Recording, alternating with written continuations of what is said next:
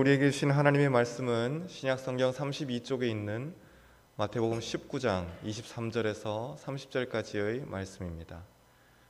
마태복음 19장 23절에서 30절까지의 말씀입니다.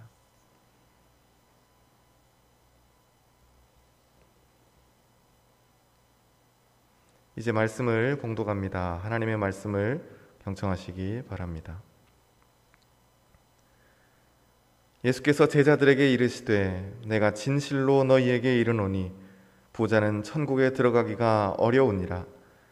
다시 너희에게 말하노니 낙타가 바늘기로 들어가는 것이 부자가 하나님의 나라에 들어가는 것보다 쉬우니라 하시니 제자들이 듣고 몹시 놀라 이르되 그렇다면 누가 구원을 얻을 수 있으리이까?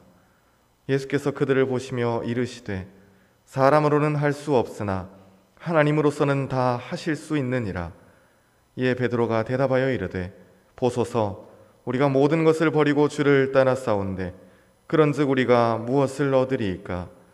예수께서 이르시되 내가 진실로 너희에게 이르노니 세상이 새롭게 되어 인자가 자기 영광의 보좌에 앉을 때 나를 따르는 너희도 12 보좌에 앉아 이스라엘 12지파를 심판하리라. 또 내 이름을 위하여 집이나 형제나 자매나 부모나 자식이나 전토를 벌인 자마다 여러 배를 받고 또 영생을 상속하리라. 그러나 먼저 된 자로서 나중되고 나중된 자로서 먼저 될 자가 많으니라. 아멘. 부자가 천국에 들어가는 것은 낙타가 바늘기로 들어가는 것보다 어렵다. 예수님의 이 말씀은 교회를 다니지 않는 사람들에게도 잘 알려진 예수님의 유명한 말씀 중에 하나입니다. 그러나 예수님께서 왜 이 말씀을 하셨는지 그 이유나 배경에 대해서 잘 알지 못한다면 예수님의 이 말씀을 바르게 이해하기란 쉽지가 않습니다. 어느 날 젊은 청년이 예수님을 찾아왔습니다. 그리고 예수님께 묻습니다. 선생님, 제가 무슨 선한 일을 행해야 영생을 얻을 수 있겠습니까? 예수님은 말씀하십니다. 살인하지 말라, 간음하지 말라, 도둑질하지 말라, 거짓 증거하지 말라, 내 부모를 공경하라 하는 이런 계명들을 지키라. 선생님이 말씀하신 그런 계명들은 제가 다 지켰습니다. 아직도 제게 무엇인가 부족한 것이 있습니까? 부족한 것이 있지. 내 소유를 다 팔아서 가난한 사람들에게 나누어 주고 나를 쫓으라. 그러나 성경은 이 젊은이가 재물이 많았기 때문에 근심하며 돌아갔다. 그렇게 말씀하고 있습니다. 만약 이 젊은이가 이렇게 말을 했더라면 얼마나 좋았을까? 선생님, 제게 부족한 것이 내 소유를 팔아서 가난한 자들에게 나누어 주는 그 일 한 가지밖에는 없습니까? 제게 부족한 거라는 것이 그거 하나입니까? 그렇다면 제가 예수님 말씀대로 제 소유를 다 팔아서 가난한 사람들에게 나눠주고 예수님을 쫓겠습니다. 그렇게 쿨하게 말할 수 있었다면 얼마나 좋았을까? 그런데 그 청년이 그렇게 하지 못한 이유는 재물이 너무 많았기 때문이라고 성경은 말하고 있습니다. 그렇다면 이 젊은이가 재물이 많지 않았더라면 쉽게 예수님을 따를 수 있었던 것일까? 어쨌든 성경은 이 젊은이가 재물이 많음으로 근심하며 돌아갔다라고 말씀하고 있습니다. 근심하며 돌아갔다는 것은 갈등하며 돌아갔다 하는 말입니다. 무엇 때문에 젊은이가 갈등하는 것입니까? 영생도 얻고 싶고 많은 재물도 가지고 가고 싶고 그래서 갈등하는 것이죠. 그렇다면 이 젊은이가 정말 영생을 얻고 싶어 했던 본심이 뭐겠습니까? 많은 재물을 가진 채 오늘도 내일도 영원히 살고 싶었던 것입니다. 그 때문에 계명도 아마 열심히 지킨 것이겠죠. 근데 문제는 이런 인간의 욕심이 이 젊은이만의 문제가 아니고 사람이라면 누구에게나 있는 문제라는 것입니다. 예를 들어 여러분, 중국의 진시 황제가 불로초를 구하기 위해서 많은 사람들을 여러 지역으로 보낸 이유가 어디에 있겠습니까? 그 넓은 중국 땅을 그 누구도 한 번도 통일해 보지 못했는데 처음으로 진시황이 그 중국을 통일한 것입니다. 얼마나 대단한 일을 한 것이겠습니까? 그리고 황제가 됐어요. 그러니 그 황제의 자리를 그저 오늘도 내일도 영원토록 누리고 싶지 않았겠습니까? 이것도 가지고 싶고 저것도 버리고 싶지 않은 것이, 그것이 사람의 욕심인 것입니다. 이 젊은 청년이 근심하며 돌아가는 그 뒷모습을 지켜보면서 예수님은 어떤 생각이 드셨을까? 예수님의 마음과 심정은 어떠하셨을까? 예수님께서 12 제자를 제외하고 나를 따르라 이렇게 말씀한 사람이 얼마나 있었습니까? 서기관이 자원해서 예수님을 따르겠다고 그랬을 때도 여우도 굴이 있고 공중에 나는 새도 거처가 있으되 인자는 머리 들 것이 없다 말씀하시면서 그 서기관의 청을 거절하셨던 주님이십니다. 그런데 그 젊은이가 근심하며 돌아가는 모습을 볼 때 얼마나 마음이 안타까우셨겠습니까? 그래서 말씀하십니다. 부자가 천국에 들어가는 것은 낙타가 바늘기로 들어가는 것보다 어렵다. 자, 그렇다면 문제는 왜 부자는 천국에 들어가기가 그렇게 어려운 것입니까? 그럼 천국에 들어가기 위해서는 부자가 돼서는 안 되는 것입니까? 성경을 한번 보겠습니다. 창세기 26장 12절에서 13절 말씀을 보면 이삭이 그 땅에서 농사하여 그 해에 100배나 얻었고 여호와께서 복을 주심으로 그 사람이 창대하고 왕성하여 마침내 거부가 되었다. 그냥 부자가 아니고 아주 큰 부자가 되었다는 것입니다. 하나님이 복을 주셨기 때문에. 그러나 부자는 천국에 들어가기가 어렵다고 하는 그 논리라면 이삭의 입장에서 하나님께서 큰 부자로 만들어주신 것이 뭐 한편으로는 감사할 수 있지만 또 그것이 얼마나 부담스러운 일이겠습니까? 부자는 천국에 들어가기가 어렵기 때문에. 그것은 욥도 마찬가지입니다. 욥도 그 당시 사람들로 보면 재산이 굉장히 많은 사람이었습니다. 양만 7,000마리, 낙타가 3,000마리, 소가 500마리, 나귀도 500마리나 됐습니다. 욥 자신이 얘기했습니다. 주신 분도 하나님이시고 거두시는 분도 하나님이시다. 이 모든 것을 하나님이 주셨다. 하나님이 욥에게 그렇게 많은 재물을 주신 것이 욥의 입장에서는 감사할 수 있는 일이지만, 그러나 부자는 천국에 들어가기가 어렵다는 말씀을 또 생각해 보면 그 또한 부담스러운 일일 수도 있는 것입니다. 부자가 천국에 들어갈 수 없다면 부자라고 하는 기준도 명확해야 되는 거 아닙니까? 어디까지를 부자라고 말하는 것일까? 어느 정도의 재물이 있어야 주님은 부자라고 말씀을 하시는 것일까? 그러나 성경에는 명확한 기준이 없는 것으로 보면 예수님께서 말씀하신 부자는 그저 재물이 많은 사람을 지칭하는 것이 아니라 그 재물이 가지고 있는 그 속성, 그 위험성 때문에 아마도 예수님은 그렇게 말씀하신 것 같습니다. 재물이 가지고 있는 중요한 속성이 세 가지가 있어요. 그 하나는 인간의 대부분의 필요를 채워준다는 것입니다. 재물이, 돈이 그렇게 해주는 속성이 있습니다. 인간의 필요를 대부분 채워준다. 그 면에 있어서는 하나님과 비슷한 면이 있는 것이죠. 우리도 많은 필요를 하나님으로부터 채용을 받지 않습니까?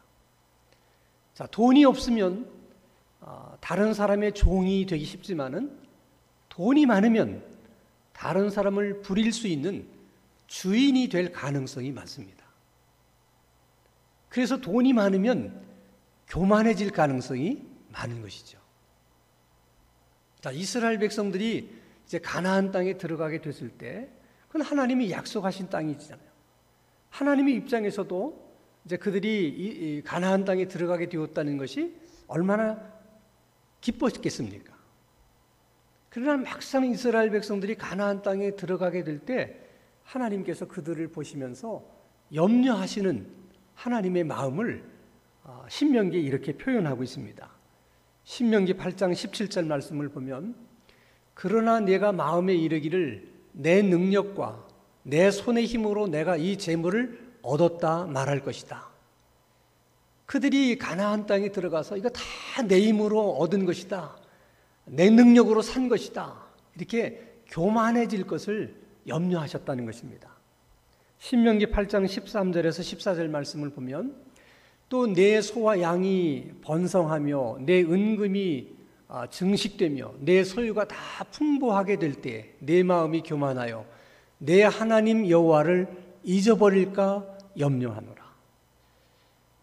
첫 번째 염려는 그들이 교만해지는 것이고 두 번째 염려는 그래서 하나님을 잊게 될 것을 하나님이 염려하셨다는 거예요.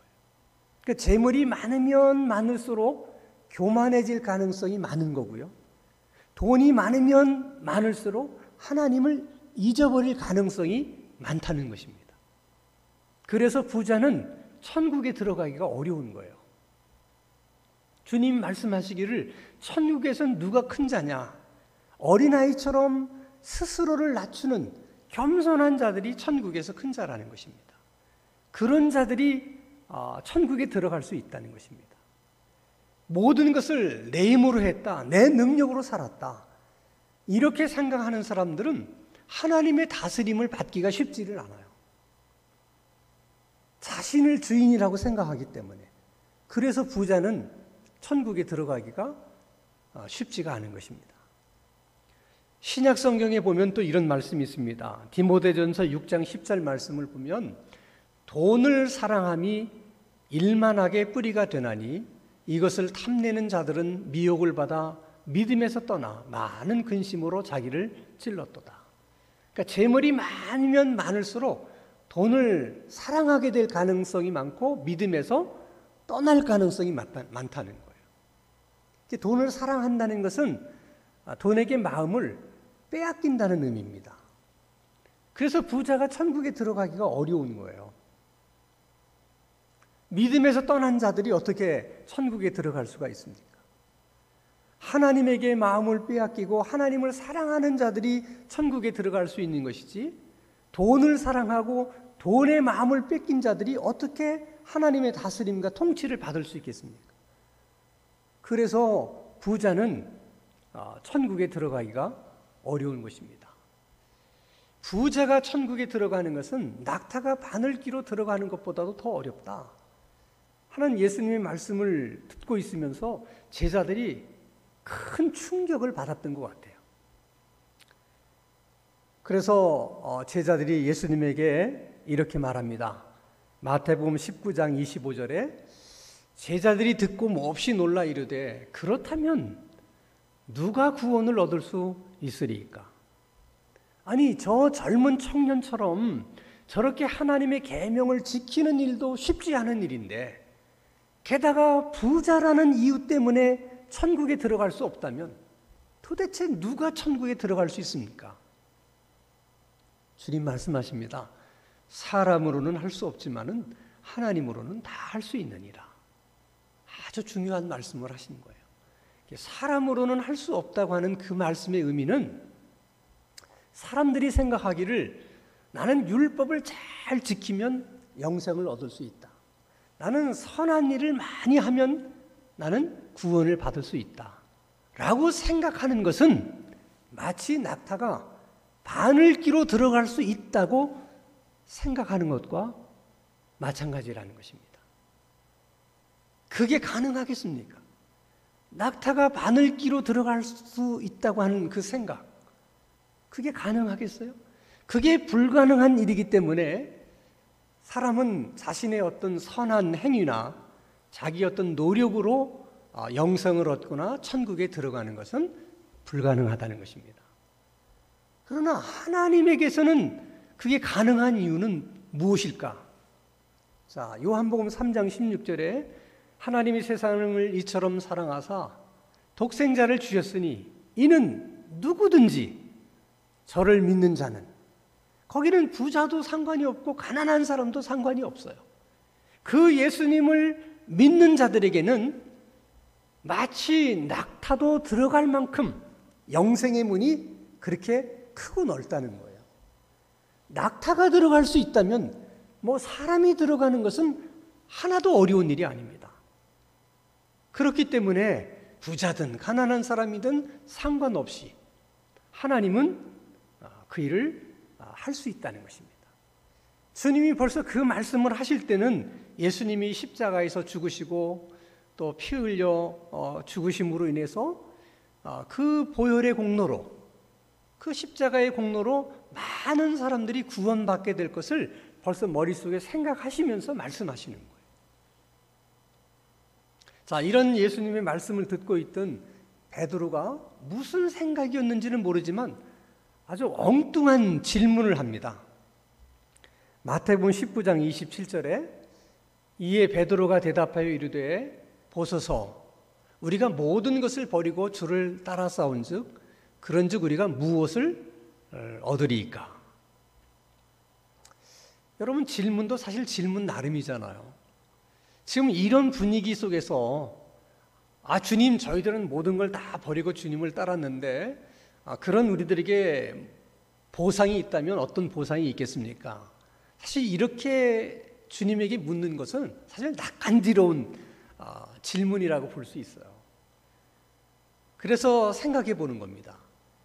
만약 베드로도 이 젊은 청년처럼 재물이 많았더라면, 그럼에도 불구하고 베드로는 그것을 다 버리고 예수님을 정말 따를 수 있었을까? 어쩌면 이 젊은 청년에 비해서 상대적으로 재물이 많지 않았기 때문에 베드로는 쉽게 예수님을 따랐을 가능성이 많아요. 만약 그렇게 생각한다면 재물이 많지 않았다는 것이 오히려 베드로에게는 복이었다고 말할 수 있는 것이죠. 그래서 무엇이 복이고 무엇이 화인가는 사람이 판단하기가 굉장히 어려운 거예요. 가끔 제가 이제 어떤 분을 전도하거나 또 교회에서 뭐 봉사를 좀 하라고 권유하게 될 때 가끔 듣는 얘기가 있어요. 목사님, 제가 지금 하는 일이 참 이렇게 뭐 꼬이고 어려운데 일이 좀 풀리고 나면 그때 교회 나가겠습니다. 또는 좀 사업이 안정이 되면 그때 교회 나가겠습니다. 좀 더 내가 생각한 만큼 성공을 하면 그때 교회 나가겠습니다. 뭐 교회 봉사하는 것도 마찬가지예요.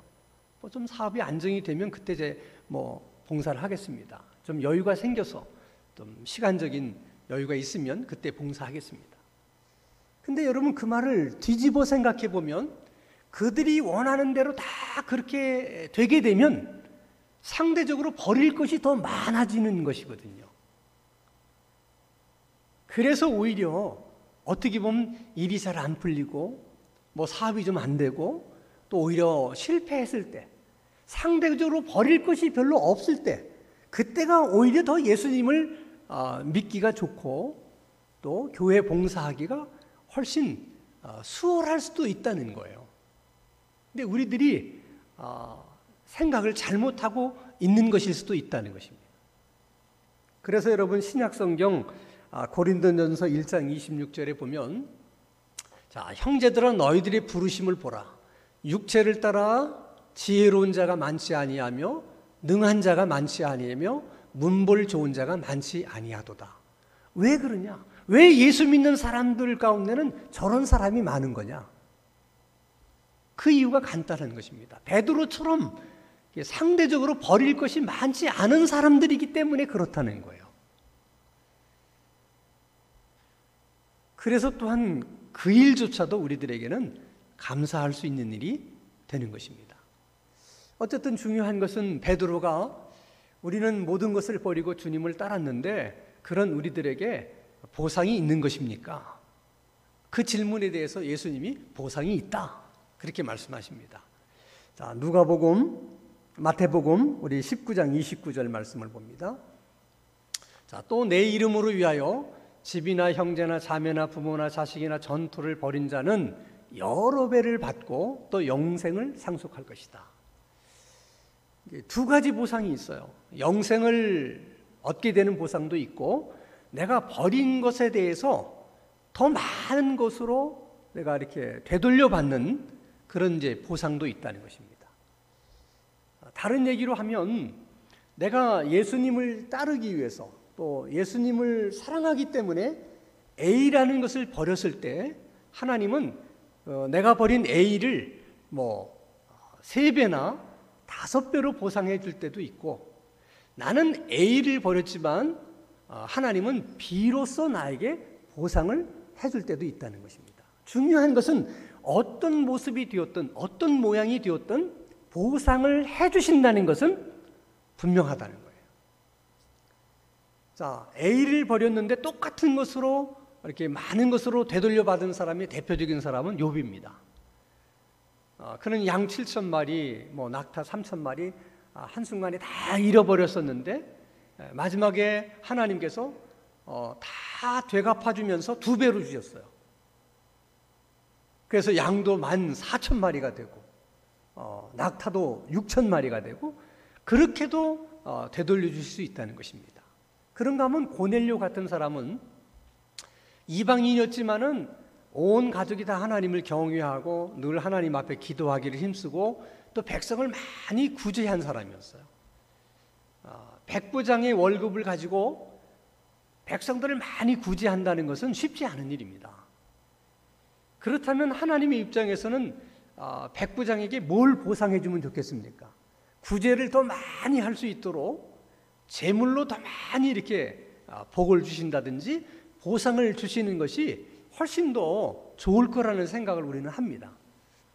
근데 하나님은 그렇게 보상하지 않고 오히려 고넬료에게 베드로가 내가 살고 있는 곳에서 멀지 않은 곳에 있으니 사람을 보내서 베드로를 초청해서 말씀을 들으라.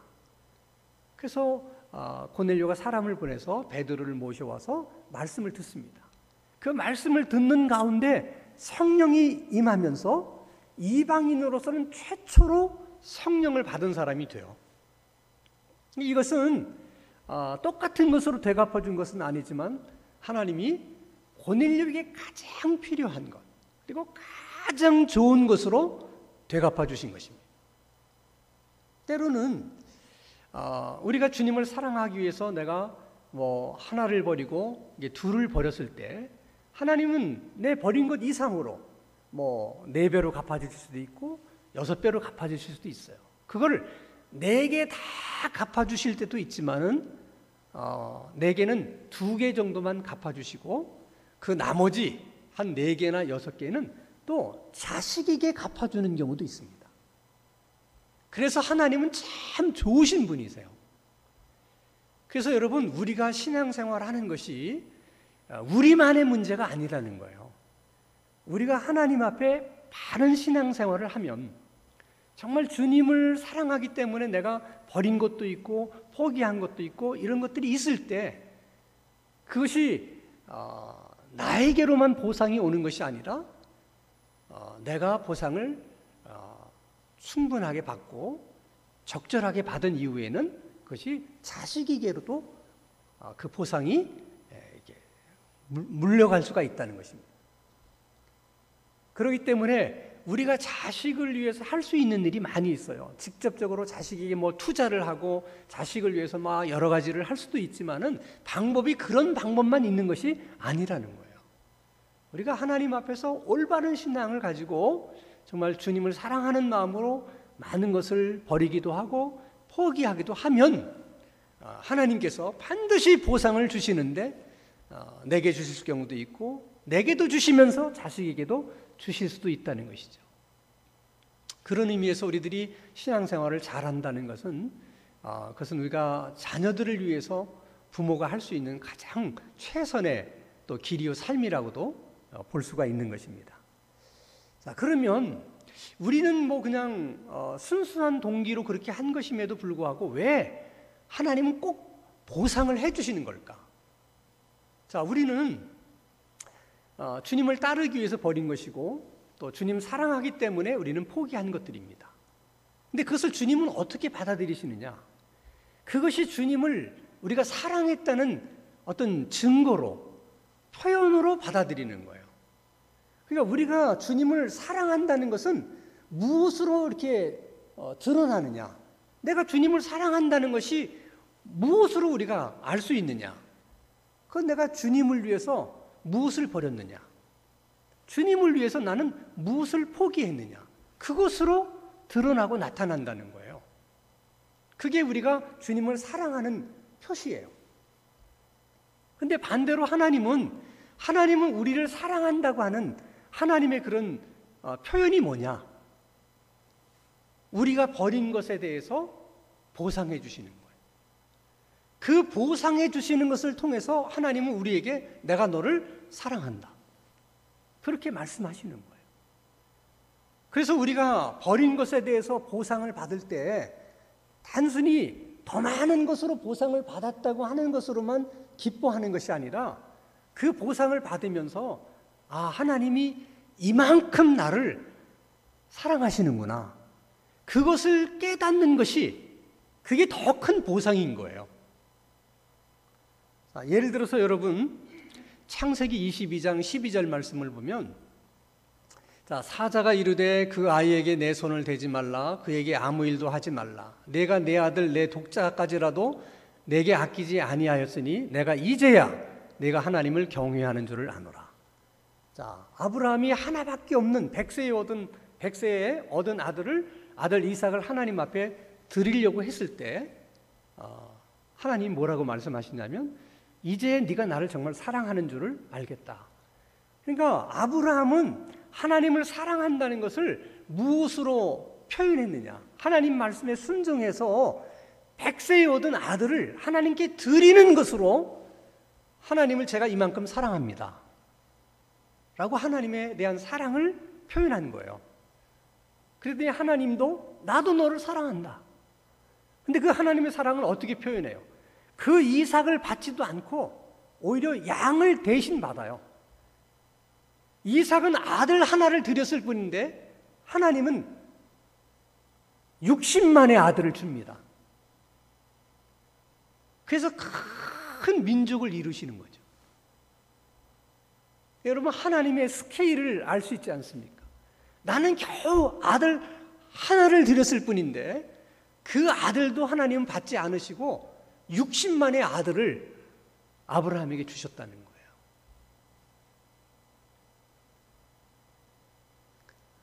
중요한 것은 그러면 우리는 지금까지 예수님을 믿는다고 하면서 또 예수님을 따른다고 하면서 우리는 그 예수님을 위해서 무엇을 버렸는가 하는 거예요. 무엇을 포기한 것이 있느냐 하는 거예요. 아무리 생각해도 생각이 나지 않는다면 그것은 그만큼 우리가 주님을 사랑하지 않은 이유일 수도 있다는 것입니다. 하루는 예수님께서 바리새인의 초대를 받아서 그 바리새인의 집에 가서 식사를 하고 있었습니다. 한참 식사를 하고 있는데 한 여인이 예수님에게 다가오더니 예수님 발 앞에 무릎을 꿇고 눈물을 뚝뚝 흘립니다. 그 눈물이 다 예수님의 발에 떨어졌어요. 자기의 긴 머리카락을 풀어서 예수님의 발을 눈물로 닦아드리고 거기다 향유를 붓습니다. 근데 그 여인이 그 동네에서 평판이 좋지 않은 여인이었어요. 바리새인은 굉장히 불쾌했습니다. 아, 예수님이 선지자라면 저 여인이 어떤 여인인지를 알고 저렇게 하지 못하도록 하셨어야만 하는 건데 왜 그냥 내버려 두는 걸까? 그런 분위기가 되다 보니까 분위기가 굉장히 어색한 분위기가 됐습니다. 그때 예수님이 베드로를 보고 얘기합니다. 잘 들으라. 저 바리새인이 나를 식사에 초대하는 것은 참 고마운 일이다. 그러나 그는 내가 이 집에 왔을 때 발을 씻겨주지도 않았고 손님을 예우하는 차원에서 기름도 발라주지 않았다. 근데 이 여인은 자신의 눈물로 내 발을 씻겼고 기름 몇 방울을 발라주는 것이 아니라 아예 옥합을 깨트려서 향유를 내 발에 부었다. 그 이유가 무엇인지 알겠느냐? 그러면서 누가복음 7장 47절에 이렇게 말씀하세요. 이러므로 내가 내게 말하노니 그의 많은 죄가 사하여 졌도다. 이는 그의 사랑함이 많음이라. 사함을 받은 일이 적은 자는 적게 사랑하느니라. 좀 더 쉽게 생각하면 주님께 받은 은혜가 많다고 생각하는 사람은 주님을 많이 사랑하게 되고 주님께 받은 은혜가 없다. 받은 은혜가 많지 않다. 이건 다 내 힘으로 한 것이고 내 능력으로 한 것이다. 이렇게 생각하는 사람은 주님을 사랑하는 마음이 적다는 거예요. 결국 우리가 주님을 위해서 무엇을 버렸는가의 질문에 생각나는 것이 별로 없다면 우리는 지금까지 다 내 힘으로 살아왔고 내 능력으로 살아왔다는 생각으로 우리가 충만해 있는 거예요. 별로 받은 은혜도 없고 하나님이 언제 내게 무슨 큰 은혜를 주셨냐, 다 내 힘으로 한 것이지, 그런 생각들 때문이라는 것입니다. 바라기는 하나님께서 정말 어렵게 우리에게 주신 이 물질의 복 때문에 오히려 우리들에게 근심거리가 되지 않기를 바라고 우리도 아브라함처럼 이삭을 드릴 만큼 그렇게 주님을 사랑하고 하나님을 사랑할 수 있는 그런 신앙인들이 다 될 수 있기를 주님의 이름으로 축원합니다. 거룩하신 하나님 아버지, 주님의 십자가 보혈로 얻게 된 우리의 구원과 영생이 얼마나 소중하고 귀한 것인지 더 깊이 깨닫게 되는 은혜를 주시고 그 소중한 가치를 우리의 마음뿐 아니라 우리 몸도 기억할 수 있게 하여 주시옵소서. 우리에게 구원을 선물로 주신 주님을 사랑하게 하시고 주님을 사랑하는 그 사랑이 우리의 삶 속에서 그 흔적을 찾을 수 있도록 그런 신앙의 삶을 살아가는 우리들이 되게 하여 주시옵소서. 예수 그리스도의 이름으로 기도하옵나이다. 아멘.